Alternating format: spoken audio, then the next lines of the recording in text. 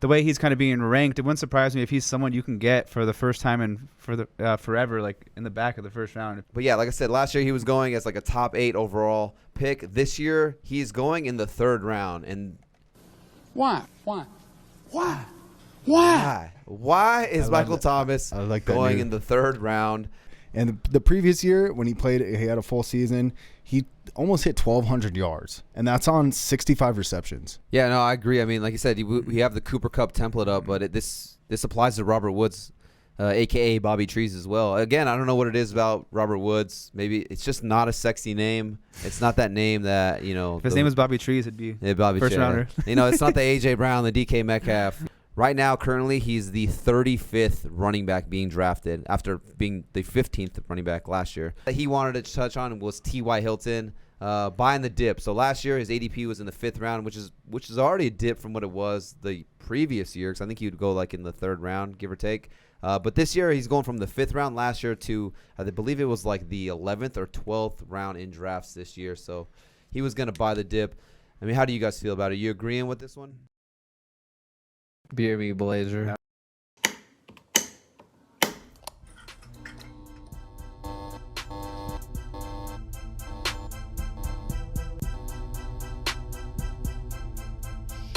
think so.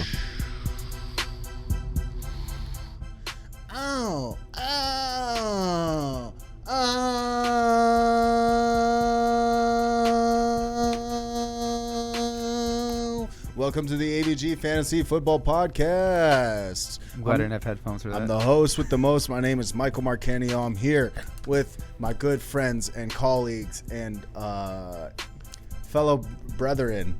We're here to talk about fantasy football. There's a lot of stuff going on with this cryptocurrencies, people buying, selling. You got the holding. meme. You got the meme stocks, AMC, GameStop. Yeah. What is that called when you buy? When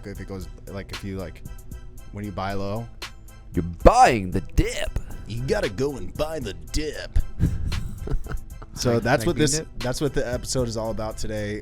Today we are talking about buying the dip in your fantasy football drafts. People who everybody's sleeping on this year. It's not so much sleepers, but it's just this past year they just went on a dip because whether it be injuries or other things like that.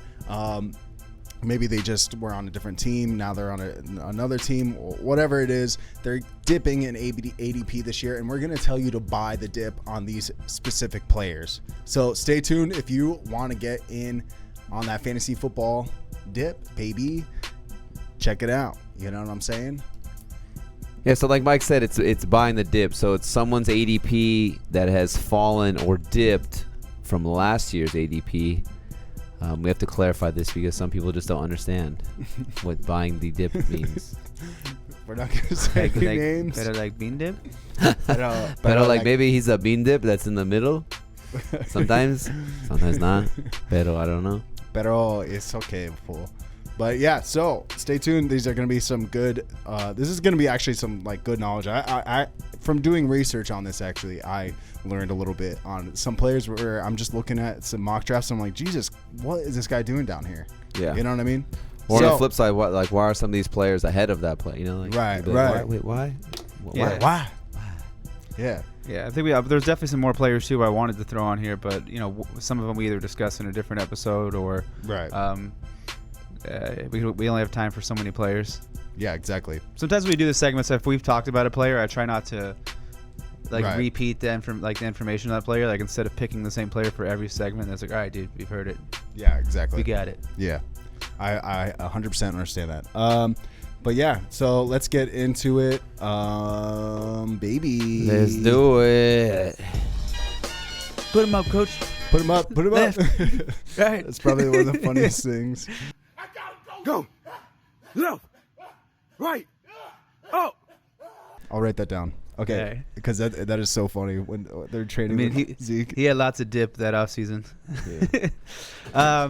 My dip is more of a it's kind of like a second round dip. I mean, last year Zeke was going at the 103. I feel like he wasn't getting out of the top 3. 4 at the latest. Four at the latest. And this year, I mean, they kind of the fantasy consensus, they have him ranked as the the RB8 right now, and I could actually even see in real drafts where people start to get a little cute with some of it, and they start to take guys like, just some of the guys around him, like the Cam Akers, Austin Eckler, maybe even Joe Mixon or CH. These are guys I could potentially see going ahead of Zeke. I mean, the way he's kind of being ranked, it wouldn't surprise me if he's someone you can get for the first time and for the forever, like in the back of the first round. If you have someone taking Tyreek Hill, Devontae Adams, you have leagues that take quarterbacks.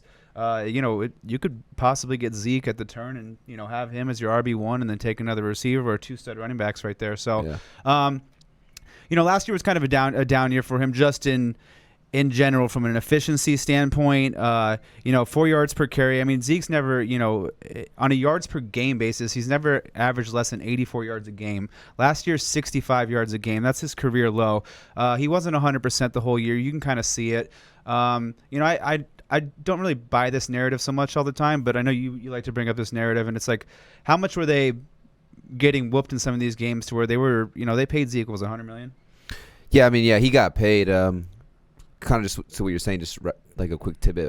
They were getting blown out. They weren't making the playoffs. So I kept saying once Dak went down, he already got paid. They weren't going to make the playoffs. So he kind of just was going through the motions. He wasn't really giving it 100%. Yeah, or even so, the one other narrative I was going to say is from a team perspective, it's like you invest $100 million on a guy. It's like, why even keep running him out there if he's not 100%? He's kind of, you can tell maybe his heart's not in it because, they were supposed to be a playoff team. Dak got hurt and it's not there. So, that's part of the reason too as well. I mean, he's always been, 300 carries a year. Like I said, he's averaged 89 yards a game per season. I think he's going to get closer back to the 80 yards per game this year. He's been involved in the passing game for the last 3 years specifically, and it's kind of interesting when you're breaking down his game log and looking at his game log. You get in the game log, he only played the first 4 games with Dak Prescott, but you look at his targets in that game: 4, 7, 11, and 8. The rest of the season, I mean, it was a lot of 2-target games, 3-target games. So I mean, when Dak was there, he was targeting him in the passing game, and that's what you want. That not on top of that as well, you get your left tackle back and your right tackle. So last year, their offensive line ranked, I think it was 27th on PFF. This year it's the preseason, rankings, but PFF has them back to the number 6 overall ranked line. So you're going to assume with their 2 tackles coming back that they're, a top 10 offensive line. The points per game last year were down, once Dak went down. So, I mean, there's just a lot of things to like about Zeke. I mean, just in general, and from a safety standpoint. I mean, I'll have him, this might be my own personal, but I mean, I'll take him ahead of Saquon Barkley. I'll take him ahead of the Kamara situation. Scares me because Taysom Hill didn't really target Kamara last year, and I don't know who's going to be the quarterback there. I mean, even guys like Jonathan Taylor, who's rated ahead of him, we still don't know how much Marlon Mack and Naheem Hines is going to be involved in the offense, and it's just a guarantee with Zeke. I'll take him ahead of Aaron Jones, and Nick Chubb's the one I might debate depending on the format, but. Like I said, that's personally where I'd take him. And, I said, this is a guy you might be getting in the back end of the first round. Yeah, if you're in a 10-man league or even in some 12-man leagues, he might potentially slip on that turn to the start of the second round to where, I mean, if he gets to that point and, I mean, let's just say hypothetically, it falls to you get a Nick Chubb, Zeke as a 1-2 combo. I mean, you're going to have 2 top 5 potential running backs, almost in a sense. So. I like it. Like I said, I kind of said it just a little brief thing, but I feel like he got paid, so he doesn't really have to prove anything to anybody. Once Dak went down, this team was not very good. Their defense was historically bad. So it's like if he knows without Dak they're not going to make the playoffs, why would he go out there and risk getting hurt and then costing himself next year going forward? So I just think he didn't really care. He secured the bag. They weren't going to make the playoffs. He's just out there collecting his game checks, going through the motions. But by the way, side note, missing the playoffs as an NFC East team last year was that's historical too. I mean, what did the Washington made the playoffs with? What was the record? 7-9. Might have been 7-9 or 8-8. 8-8. Yeah, one of those two. Yeah. Maybe 7-9. I thought it was less than that. I thought it was 7-9. Yeah, I don't know. 6-10. Yeah, I think it was 5-11. It was bad. It was. I mean, no, it wasn't that bad. Is that my height? But it was bad. It was really bad for a while. I don't know. Yeah, I mean, the running backs coach, I know his coach speak. I don't read too much into it, but I mean, he did come out and say that Zeke looks faster, more agile. He looks quicker in the offseason this year because, I mean, Michael posted a video on the YouTube of what he looked like last offseason. Get him chopping. Get him chopping. Hey, so I'm curious, what do you think? So what's the highest you would take Zeke? in your draft? Like ADP, like where is he at, and like where would you? The highest I would take him is, I mean, I'm not taking him over Christian McCaffrey or Dalvin Cook. If you want to, I mean, I'd still probably take Derrick Henry over him. What about Saquon? No, I'd take him over Saquon. Oh wow. Yeah. Newsflash! Red alert! Red And then alert! after Saquon, what does it go? Who was after Saquon? You got Kamara, Jonathan Taylor, Nick Kamara's right Chubb. there, Yeah. The Kamara's a tough debate one. It's just like I don't know what we've never seen a Kamara non-Drew Brees, yeah. and we've never seen the offense fully for a year. I mean, you know, the Saints are always like a top 5 offense. Yeah. You know, it does this dip down to a little bit more defensive. You know, 15 in the range of like a 15 points per game type of offense, because that changes the whole outlook for everybody and everything. So, like I said, I'd take him over Saquon for sure. Alvin Kamara, I'm not going to blame you if you want to go Kamara over him. There's some guys, like I said, yeah, that's probably what it'd be. I'd take him over Jonathan Taylor. Nick Chubb's another guy I could debate, but anyone else behind that, I wouldn't consider him. Yeah, no, I agree. Yeah, I agree with all so, that. by the way, for audio listeners, I threw in the 2016 rookie highlights for Zeke. If you forgot what Zeke can do, just to add to your argument there, That's Anthony. when Ezekiel is no one. Ezekiel, yeah, exactly. Zeke was big pee-pee alert, you know what I mean? Do we want to go on to sorry. Let's go on to the next one, huh? Yes? Let's Oh, do yeah. it. Okay. I thought the silence meant yes. Okay. Hey, but before we do that, hit that subscribe button, hit that like button. Yeah, I like that. It really helps us out with the YouTube algorithm. Even just the thumbs up Just, if you're on yeah, YouTube. thumbs up. It literally takes 1 second to hit that thumbs up, and it takes another 1 second to, which is Mike's 40 time, ironically, 2 seconds. Yeah. So within Mike's 40 time, you can actually hit the like button and the subscribe button and help us out. Yeah. We're putting in the time, the effort, and the hours to, get this research out for you guys. So just do us that favor. Like I said, it takes couple seconds to really just hit those buttons, and it really helps us out. If you listen to just even a little bit of this and you're like, wow, this is interesting, and you want to hear more of it, go ahead and subscribe. How about that? Yeah. Yeah, You know what I leave some mean? comments. Yeah, comment. Leave a review on the Apple Podcast. Yeah, dude. Do it all. Do it Send all. us a Venmo. I Sign don't- up to our OnlyFans. Yeah. I digress. Anyways, okay, let's go on to, who else is fast? Like you clicking that button is Michael Thomas. Actually, I don't know. Yeah. If that's, yeah. Anyways, Sorry, you tried. By the dip. Buy the dip. So Michael Thomas is one of my buy the dip guys. It's just crazy because, a year ago, Michael Thomas was the number 1 wide receiver coming off the board. He was basically like a top 8 pick overall. There were some drafts where he was going, I don't know if it was the big 3 or the big 4 running back scenarios, but he was going at like the 5th, 6th pick overall in a lot of drafts. And it just, what's that saying? It's like, what have you done for me lately, or whatever it is. But it's just like, I feel like people are thinking of what happened last year and, his injury-riddled season, and not realizing just how fucking good Michael Thomas is as a NFL football player. His Twitter handle is "can't guard Mike" for a reason. It's because they literally cannot guard him. So, but yeah, like I said, last year he was going as like a top 8 overall pick. This year he's going in the 3rd round. And Why?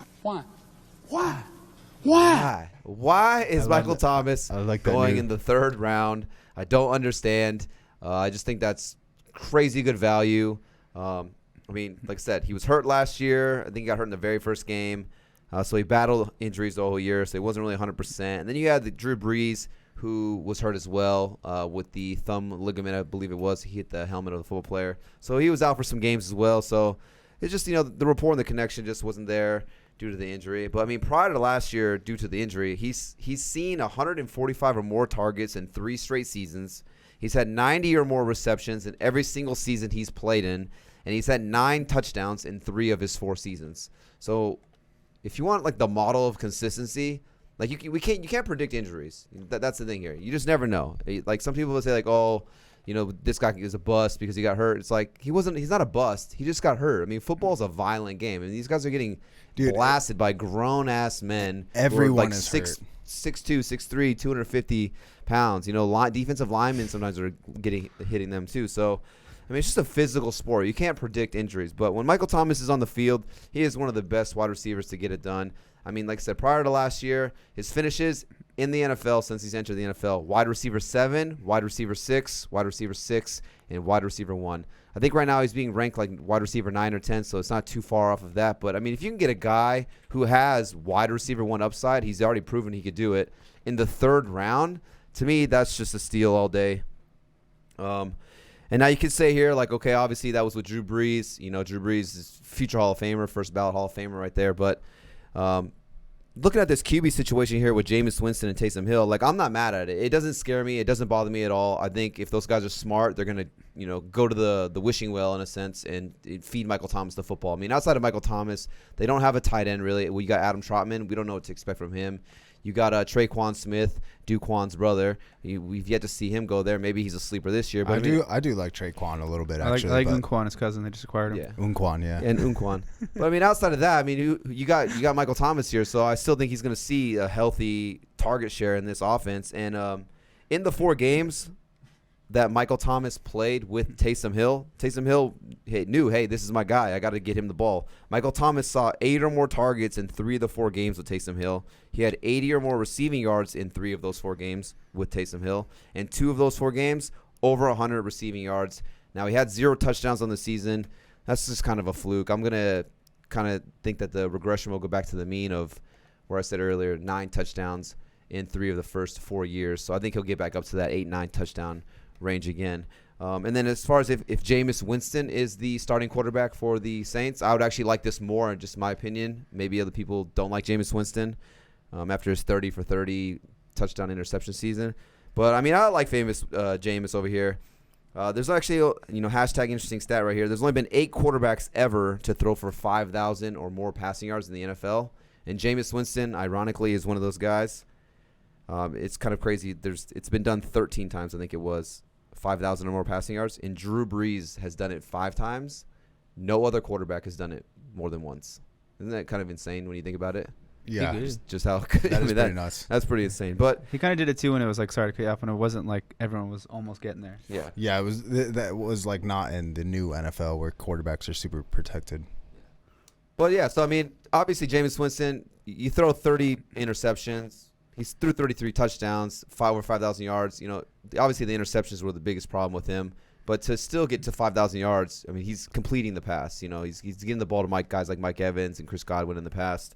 So I think he has the ability to get the ball to Jameis Winston has the ability to get the ball to Michael Thomas. And his contract, an incentive-based contract. He signed a 1-year, $5.5 million contract.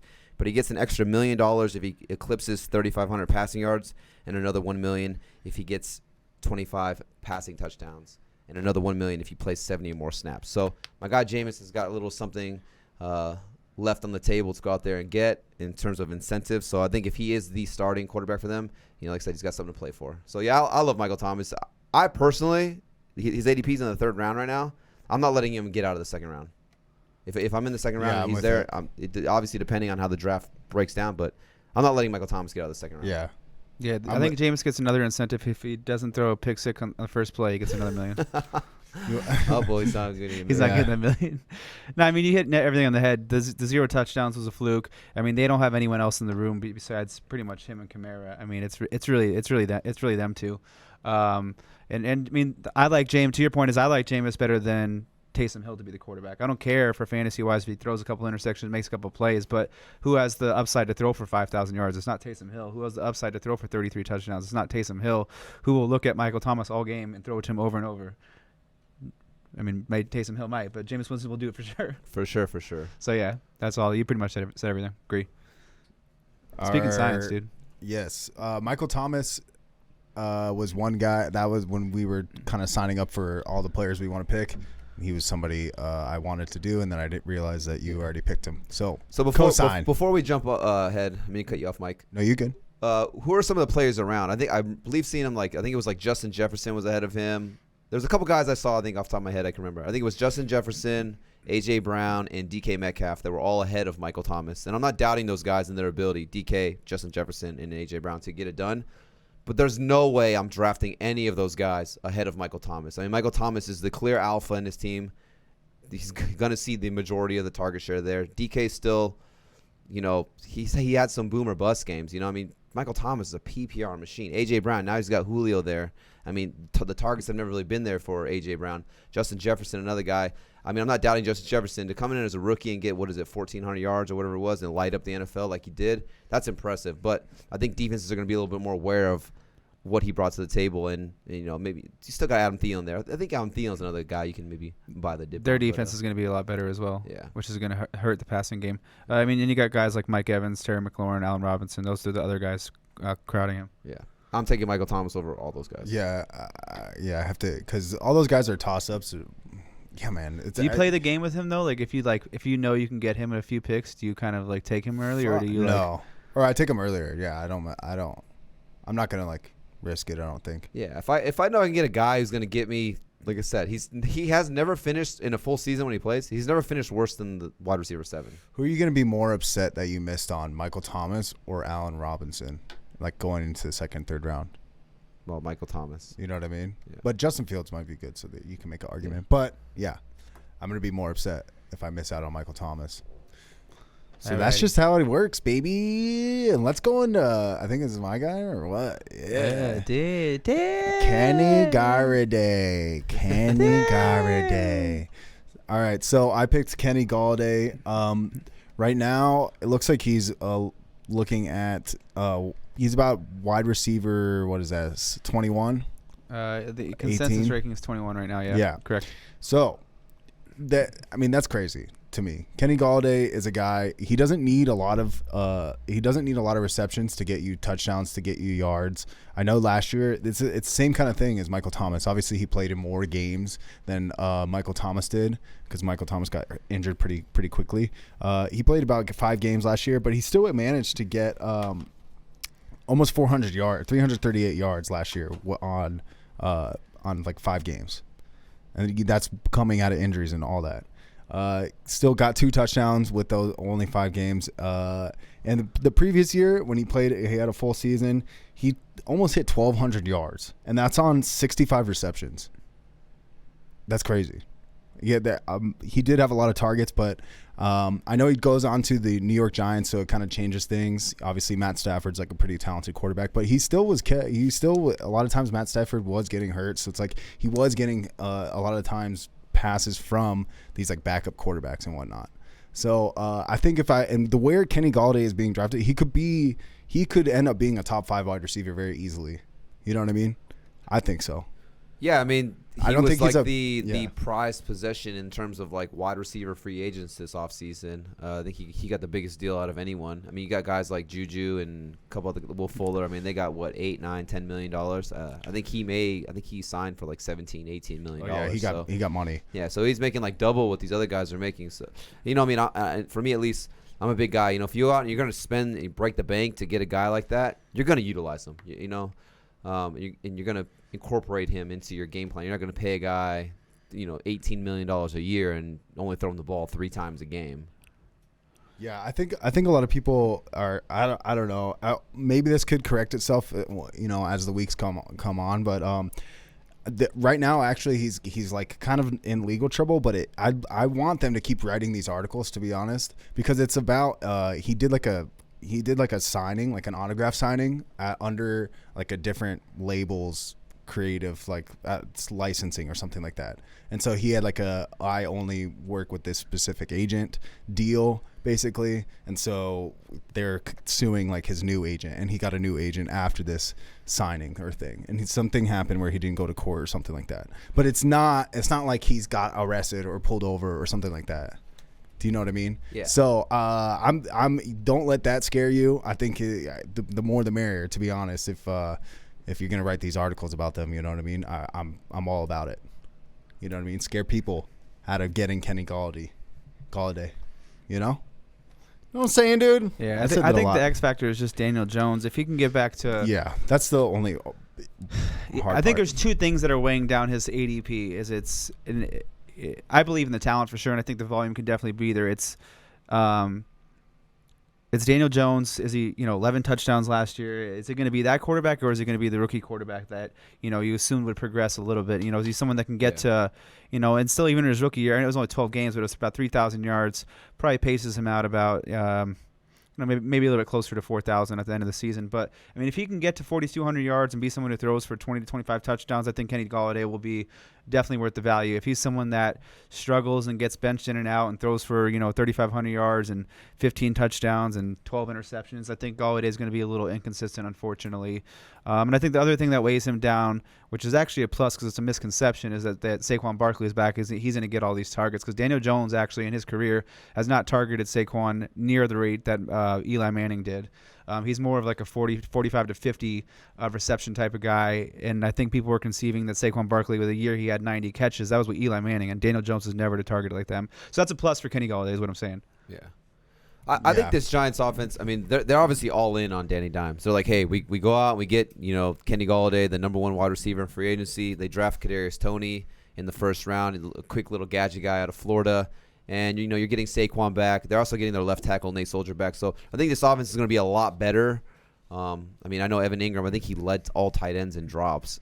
So it's like if Evan Ingram can hold onto the ball, they go out and they sign Kyle Rudolph, a savvy veteran who's, a reliable pass catcher in the red zone, but also a solid blocker, a better blocker in terms of like the tight end position than Evan Ingram. So I think this offense is going to be a lot better. I mean, like Anthony said, I agree. I don't think Saquon's going to get as many targets, but just having Saquon on the field will make Danny Dimes' life easier. And then obviously Golladay, you got Sterling Shepard and Darius Slade. So yeah, I think this offense is going to be pretty good. If Danny Dimes can't get it done this year, you got to chalk it up as an L, and you got to start looking for the future. By the way, how about the Giants giving Daniel Jones talent to work with and not giving, like, how are the Packers not giving Aaron Rodgers? How is Daniel Jones getting Kenny Golladay? Like, fucking throw Aaron Rodgers a bone. Daniel Jones has no reason to be getting Kenny Golladay. What a lucky fuck, Yeah. Truly. For sure. Let's kill it with that. I like it. All right, let's go on to. This is Anthony's guy here. Guys, yeah. Buying the dip on the Rams receivers. We just threw the Cooper Kupp for YouTube listeners. We threw the Cooper Kupp template up for you. I lost my ADP chart all of a sudden, but I do know that these guys are both going in like the wide receiver, I want to say like 19 to 25 range roughly. You look at Jared Goff last year, the numbers were, pretty bad.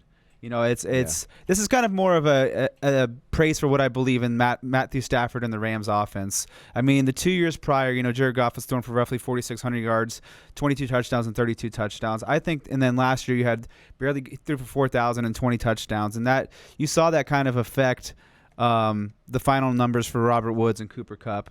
I think this year with Matthew Stafford, you're going to get a bump in the touchdown department, which is going to be, a bump up for Robert Woods and Cooper Kupp, and you're going to get a bump up in the accuracy and the total yards. And we've seen Matt Stafford throw for 5,000 yards and 25 to 30 touchdowns. He's actually even had a 41 touchdown season before. So, what I'm basically doing is you can say I'm buying a bounce back on the Rams offense, because last year in general the Rams offense wasn't as good, and I think with Matthew Stafford in the passing game, I think you're just going to see better numbers from both Cooper Kupp and Robert Woods. The year before they were both kind of week to week reliable, and last year you had inconsistency a little bit, and I think going into this year you're going to get a lot more consistency. I think they're going to both be solid high end twos week in and week out that you can kind of trust.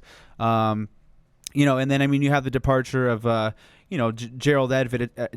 It just opens up some more targets, unless Tyler Higbee is going to see 100 targets, then negative, which I don't think so. So that just opens up some more targets to the wide receiver position as well. It's been a couple years since they've thrown the ball to the running back position.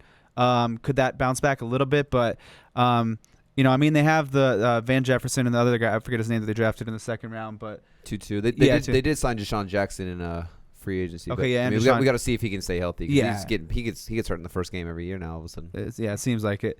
But I just like what Matthew Stafford brings to the table. 125 targets, 130 yard targets last year for these two guys. I think that's the floor for both of them.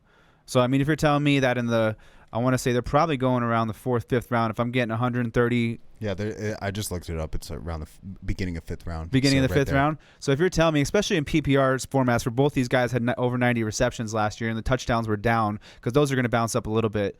If you're telling me I'm getting 90 receptions, 1,100 yards as a floor from these two guys, that's kind of PPR gold right there as your wide receiver 2, 3. You can't go wrong with that. Yeah, no, I agree. Like you said, we have the Cooper Kupp template up, but this this applies to Robert Woods, a.k.a. Bobby Trees as well. Again, I don't know what it is about Robert Woods. Maybe it's just not a sexy name. It's not that name that, If his name was Bobby Trees, it'd be Bobby first rounder. It's not the A.J. Brown, the DK Metcalf, the Julio Jones. You know what I think it is the Rams have like so much talent on their team. It crowds like their names a little bit. Like for a while, it was like Todd Gurley, and then they had even with like Aaron Donald on defense and stuff. I feel like Robert Woods just doesn't stand out as much. Like there's just so much star power. There was just so much. It just like kind of almost clouds your view of Cooper Kupp or Robert Woods. Yeah, and both these guys had a yards per reception dip. I forgot about that. I mean, neither of them have ever averaged under 12 yards per reception. It doesn't sound like much, but both of them were down to 10 last year. I mean, if you catch the ball 90 times, you're on 2 yards on per catch, maybe even 3 with Matthew Stafford. That's 200 yards at the end of the year. It's kind of a big difference, even though it doesn't sound like much. It was just bad play by Jared Goff last year. I'm betting on Matthew Stafford bouncing this offense back. He might even be low-key sleeper. I don't know. We'll see. I mean, those two receivers, Cooper Kupp and Robert Woods, I mean, like probably two of the safest players you can draft. I mean, barring injury, like I said, you can never predict that. You never want to see that. But, I mean, if these guys play a full 16 games with Stafford, I mean, they've been there for several years. They've been signed to contract extensions, so they know the offense. McVay knows what he's got, in Cooper Kupp and Robert Woods, and he knows how to utilize them. He knows how to get them in space and get them the ball, motion, all these plays, So, yeah, I love both these guys. Yeah, and I think another thing, too, which this is the last thing I got with this one. The Rams have generally for the last, I want to say 3-4 years, especially when it was the Gurley time, they were a lot more run heavy in the red zone. There was the chance that was basically because they didn't trust Jared Goff as much as giving the ball to Todd Gurley, which I don't blame him. There's a chance that you've got Darrell Henderson and Cam Akers, that this ends up being more of a middle of the pack, when it comes to more of a balanced rush and pass approach, and that could lead to even a higher touchdown total from Matthew Stafford if it does become a balanced offense, and they are a high scoring offense. So I just like the upside with these 5th round receivers in both of them. Yeah, that's I like it. That's hot like Hansel, dude. Hansel. So hot right now. There you go. Signing out. All right, let's go on to the next one. We got James Conner. We got some Pittsburgh Steelers highlights here. Template up though, dude. Oh shit, dude. He's on the Cardinals now. Remember, you were like, dude, I got them all on there. Well, yeah. This should all be. I think Mike just did it on purpose because he wanted to see one last time. Yeah, maybe. Okay, yeah, we'll go with that until I fix it right now. He's breaking your heart. Go do your spiel. I'll throw it in there. Hold on. All right. Well, James Conner no longer on the Michael Marcano Pittsburgh Steelers. He now joins Kyler Murray and Cliff Kingsbury on the Arizona Cardinals. Ironically, Mike's second favorite football team. But I digress. That's where I'm from Arizona. You know what I mean? Yeah. But I do like James Conner for a low-risk, high-reward pick in these later rounds. So I'm buying the dip. I'm buying the dip on James Conner here. I mean, last year, he was coming off the board in like the 2nd or 3rd round, like right around that 2nd, 3rd round turn. He was on average, the 23rd player overall off the board, the RB15 coming off the board last year. Right now, currently, he's the 35th running back being drafted after being the 15th running back last year. The 35th running back this year being drafted, and he's being drafted in the 7th and 8th round as the number 84 player overall. A lot of these numbers I'm going to talk about are Kenyan Drake, because I'm kind of just envisioning a scenario where he kind of takes over that Kenyan Drake role for this Cliff Kingsbury offense. I mean, I know everyone was pretty hyped on Chase Edmonds, thinking maybe he could be the guy to get the full workload there. Now that Kenyan Drake is no longer there. Kenyan Drake obviously signing with the Las Vegas Raiders. A nice little contract for him. But in terms of the size, Chase Edmonds, 5'9", 210 pounds. So more of a shorter, stockier back. James Conner, 6'1", 235 pounds. And the reason why I bring up the size of these running backs is because of the goal line carries that were distributed last year in Cliff Kingsbury on this offense. Kenyan Drake had 21 carries inside the 5. That was the 3rd most in the NFL. 9 of those 21 went for touchdowns. So when they got in close, they were giving the ball to Kenyan Drake unless Kyler Murray was snaking it and doing the little RPO handoffs. So 21 carries for Drake inside the 5. You want to know how many carries Chase Edmonds had inside the 5? 1. And he got -1 yards. So my belief is that Cliff Kingsbury doesn't really trust Chase Edmonds when they get in close. This is why they go out and they sign a bigger back like James Conner. Now, is James Conner over and done with? Could be, 100%. I mean, the guy's kind of been dealing with battles and injuries. I mean, you got to give it to the guy. The guy beat cancer and is playing at the highest level in football. So, I mean, just kudos to him and what he's been able to accomplish. If it's only a couple-year career for him, then it is what it is. I mean, the guy still was able to get it done at the highest level. But I still believe in him. He's on a one-year deal, on a contract deal. And even Drake last year wasn't the most efficient running back. But, I mean, Drake still finished as the RB12 in standard, RB14 in half-point PPR, and the RB16 in half-point PPR. So, basically, a mid-tier RB2 in pretty much all the formats across the board. Kenyan Drake did right there. So, if James Conner can come in and kind of take over that Kenyan Drake role, get all those goal line carries, because obviously they don't feel comfortable giving the ball to Chase Edmonds. I don't see why you wouldn't take a shot and buy the dip on James Conner there in the 7th, 8th round. I know Chase Edmonds, more of the receiving back. Obviously, that was evident last year. Edmonds led the two running backs, 68 targets for Chase Edmonds, only 31 for Drake. But, I mean, James Conner is a capable pass catcher, 30 or more receptions in 3 straight seasons. Like I said, it's just the injury concerns. He has yet to finish a full 16-game season. But, like I said, it's why you're getting him in the 7th, 8th round. It's a low-risk, high-reward play there. So, and I think this offense is going to be good. I mean, you got Kyler Murray, D-Hop. They go out and get A.J. Green. Maybe he's not the same A.J. Green, but he's still A.J. Green, a guy you have to account for when on the football field. I mean, you got Christian Kirk. You go out and Andy Isabella's a speedster who can stretch the field. They go out and draft Randall Moore. The center, they traded for the center from the Raiders, who was, I think, one of the best or a top 5 center in the league. They got another lineman. I can't remember if it was in the draft or in the free agency. But so they stacked up on the offensive line. This offense is going to be exciting. So you're not going to be able to stack the box. So, yeah, I'm not afraid to take a shot on James Conner in these late rounds. Yeah, I mean, I think especially you're getting to the point of, I personally don't know if I'd invest too much in either of these running backs just because I could see a Bills situation last year where, I mean, you kind of were seeing it until Kyler Murray hurt his shoulder. I mean, most of Drake's touchdowns came when he banged up his shoulder and they stopped using him in the red zone. But if I'm going to take a shot on one of them, I'm probably going to take a shot, like you said, on the guy who's going to be more of the red zone upside potential. And it's just, for the 8th round price, if you can get someone who, like you said, is going to get 200 carries, maybe he gets 7-8 touchdowns, and, he's a capable pass catching back. I mean, that's a usable piece right there, for your team. I said the other thing you mentioned is the health. I think that's just one thing that scares me with him. It's just, he did have cancer. He did battle cancer, and what chemo does to your body. I don't know if he'll ever be 100%, but if he can get a full 16, I think he's definitely going to be a value. Yeah, I'm glad I fixed that template, and you can't even tell. You won't even be able to tell, dude. All right, let's go on to the next guy. This is next and last. This is an honorable mention from Andre Navarro. He's not here, but he wanted to send in his. So we got 4-5. 4-5. Right, wrong team, dude. T.Y. Hilton. But yeah, Dre couldn't make it. Like I said, if you want to help us out, hit that like and hit that subscribe button because, we like to put a lot of time and effort into this. We put a lot of hours to try to help you guys. But, we also have our normal day-to-day jobs that we have to do to pay the bills. So, Dre couldn't be here today. He's out there working. But a guy that he wanted to touch on was T.Y. Hilton, buying the dip. So, last year, his ADP was in the 5th round, which is already a dip from what it was the previous year because I think he would go like in the 3rd round, give or take. But this year, he's going from the 5th round last year to, I believe it was like the 11th or 12th round in drafts this year. So he was going to buy the dip. I mean, how do you guys feel about it? Are you agreeing with this one?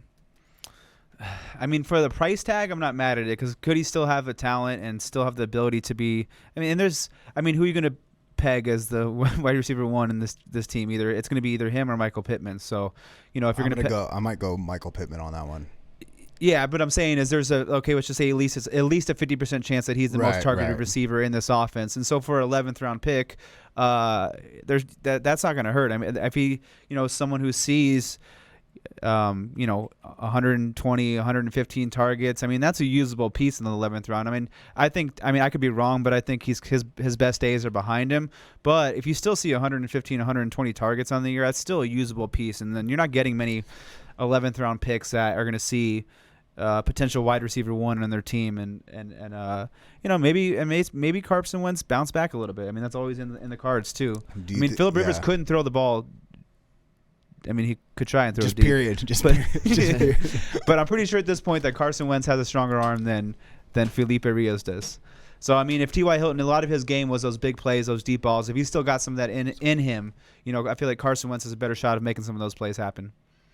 Yeah, I mean, to me, he's low risk, high reward. I mean, you said you're getting him in the 11th, 12th round. I think once we get closer to draft season, he'll creep up, maybe 9th, 10th round. But even then, it's still pretty low because by then you should have like your starters and like the foundation of your roster built. So you're pretty much going for your 4th, 5th wide receiver potentially, or maybe even like a flex guy at best. But Carson Wentz obviously gets traded to the Colts. Reunites with Frank Wright, who was the offensive coordinator there for the Eagles back in the day when Carson Wentz was having that MVP season before he tore his ACL. Like I said, it's either him or Michael Pittman. I kind of agree with Anthony. I think maybe his best days are behind him. But if it's the piece of the pie, I mean, Paris Campbell has yet to stay healthy. We can't really see what's going on with him. The tight ends, there's not really like a tight end threat to the receiving game there. So it's Michael Pittman and T.Y. Hilton in the passing game. And, I mean, low risk, high reward. The potential upside that he could offer in that late round, why not take a shot in the dark on him? I'm not mad at it. Not mad at it. Dude, by the dip. By the Tua dip. Tagovailoa. Tua Tagovailoa. You didn't tell me that, right? No. Okay. Thought we were going to have a situation. I was just because the highlights were the Colts and the Dolphins. Oh, okay. Tua Tagovailoa. We just always have to say that at least once. Yeah. But that's just buying the dip. Players whose ADP was higher and it dipped this year. These are players that you can get at probably a good value. You want to buy low and then reak the benefits and when sell high. They boom, when they go to the moon. Yeah, this is the actual Safe Moon, our podcast. But yeah, here, let's go a little review. Check it out. We got Zeke. The Freak. We got Zeke the Freak. We got Michael Thomas. We got Kenny Golladay. Cooper Kupp. Also Robert Woods. James Conner. Who's on the Cardinals. Yeah, on the Cardinals, not on the Steelers. And we got T.Y. Hilton. So These are fat. all the buy the dips. So if you didn't remember, you didn't listen to the whole episode, here it is. Michael Thomas, all that good Buy stuff. the dip. Do me a favor and buy the dip. And hit the like button. And hit the fucking like button, And the bitch. subscribe button. And subscribe also. And don't forget to send us tell us who by the I think way, he's about to say something stupid and No, cut I it know. off. I know I was going to. Yeah. If you guys have anybody that you think matches this category of buy the dip, go ahead and leave a comment. You know what I mean? Yeah. Send us what you think. I like it. You know what I mean? But yeah, he likes it. We like it. We all like it. We want to do that. So like I said, do all that. Check out all of our social medias. Those links will be down in the description down below. Thanks for listening. This has been the AVG Fantasy Football Podcast. I hope this helps you out in your league. Actually, I don't hope. I know it will. So once again, thank you. And us guys are out of here. You wanted to say big boys. No.